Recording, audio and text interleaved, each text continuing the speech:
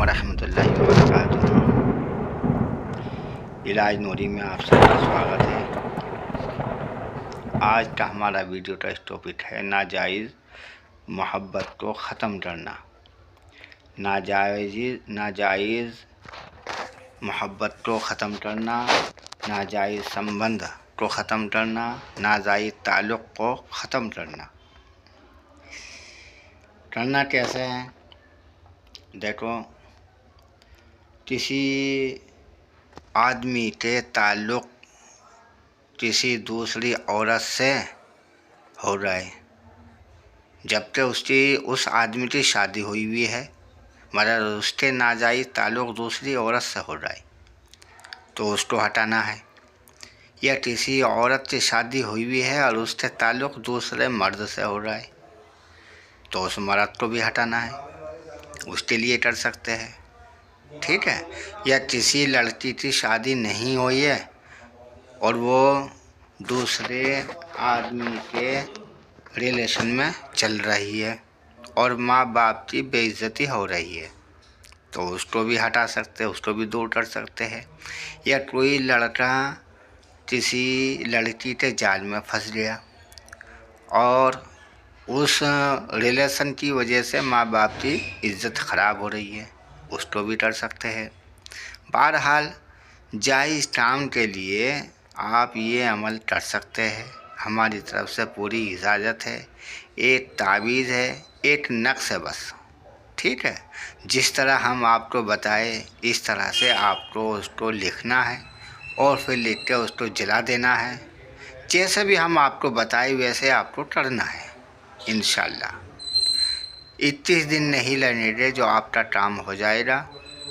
और हमारा काम तो वैसे 7 दिन में हुआ है, लेकिन हमारा फुल टाइम जो है वो 21 का है, ठीक है। इंशाल्लाह आप 21 इस तावीज़ तो जलाइए, आपका काम बनेगा, 100% बनेगा इंशाल्लाह। जिस तरह हम बताते हैं उस तरह से आप काम कीजिए। चलो देखते हैं कौन सा वो नक्श, कौन सा वो तावीज़ है, ठीक है। नक्श देखो ये है जी, ये नक्श है। इसका बनाने से पहले थोड़े सा असूल सुन लो। सबसे पहले सत्ता कर दो, किसी गरीब आदमी को खाना खिला दो और या किसी की मदद कर दो। और जिस कमरे में आप बैठकर ये बनाओगे, अमल करोगे, वो कमरा पाक साफ़ हो, आपका जिस्म भी और आपके कपड़े भी पाक साफ़ हो, ठीक है। जब ये अमल करोगे तो आपके पास में कोई भी औरत, मर्द, बच्चा, बूढ़ा, जवान, कोई भी आपको डिस्टर्ब करने वाला नहीं आना चाहिए, ठीक है। अगरबत्ती जलाओगे और इतर लगाओगे, खुशबू लगाओगे और काबा शरीफ की तरफ को मुसल्ला बिछाकर बैठ जाओगे आराम से, सुकून के साथ में ये तावीज़ बनाओगे, किसी से कोई बातचीत नहीं करोगे, ठीक है।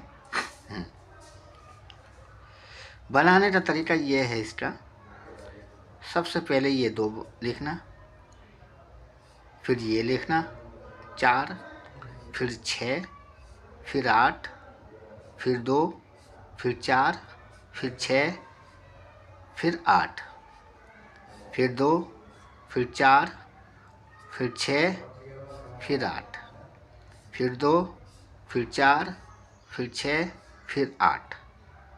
आपका नक्श ये तावीज़ मुकम्मल हो गया, ठीक है। आपको शनिचर के दिन या मंगल के दिन आपको ये तावीज़ बनानी, ठीक है। बनाने के लिए ये ख़ास दिन है दो, वरना आप किसी भी दिन बना सकते हैं, जहल और मरीज़ की साथ में, ठीक है। जहल और मरीख़ की साथ में, ठीक है।